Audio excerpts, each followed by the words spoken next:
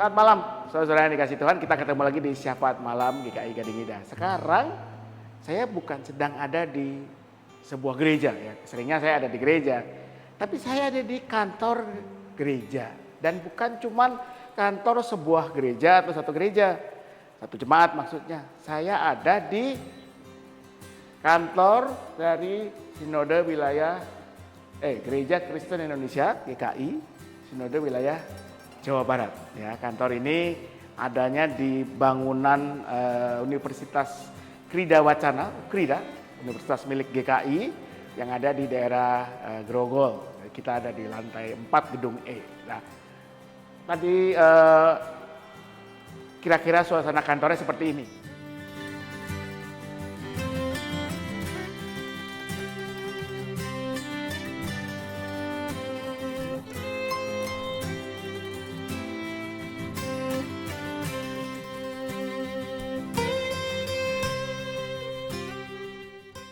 Nah, mungkin Anda bertanya, saudara, kenapa sih gereja kok harus ada kantor gitu ya?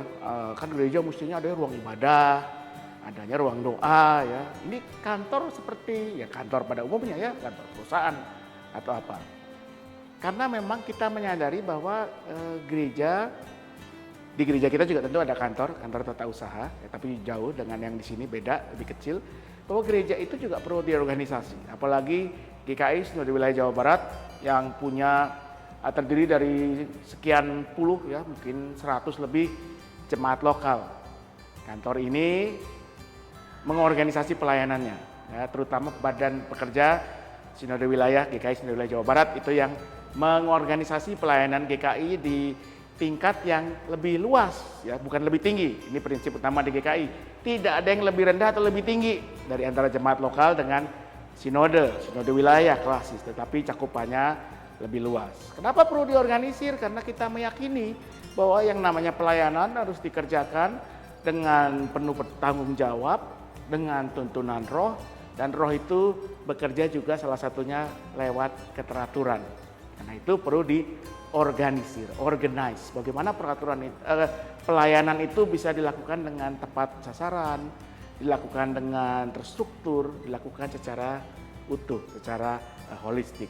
Karena itu, saudara, apa yang terjadi di ruangan-ruangan di dalam sini, kita tidak pahami hanya sekedar sebuah tindakan organisatoris, ya, rapat, membuat anggaran, menetapkan program. Buat GKI, hal-hal tersebut juga adalah bagian dari sebuah tindakan spiritual.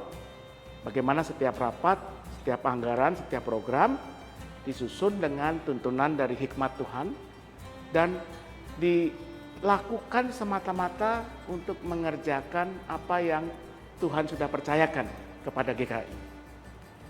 Apa yang dilakukan di sini adalah satu bentuk ibadah. Bagaimana kita mengabdi kepada Tuhan, menghamba kepada Tuhan, memuliakan nama Tuhan dan melayani sesama. Dan sebetulnya ini juga cerminan buat hidup kita, saudara. Kita sering dalam hidup dengan gampang mengkotak-kotakan. Oh, kalau doa, kalau nyanyi di gereja, baca Alkitab itu hal yang rohani. Tapi kalau makan itu hal jasmani. Kalau kita belanja ke pasar itu hal yang jasmani, yang duniawi, tidak rohani. Kalau di kantor itu urusan duniawi. Padahal Tuhan Yesus mengajarkan bahwa hidup kita adalah sebuah keutuhan. Apa yang rohani, relasi kita dengan Tuhan harus tampak dalam hal-hal yang kita sering sebut sebagai jasmani tadi. Misalnya Anda belanja di pasar, bagaimana Anda nawar ya dengan sekecil-kecilnya, semurah-murahnya. Tanpa Anda peduli misalnya bahwa yang berjualan itu memang orang yang membutuhkan untuk kehidupan keluarganya.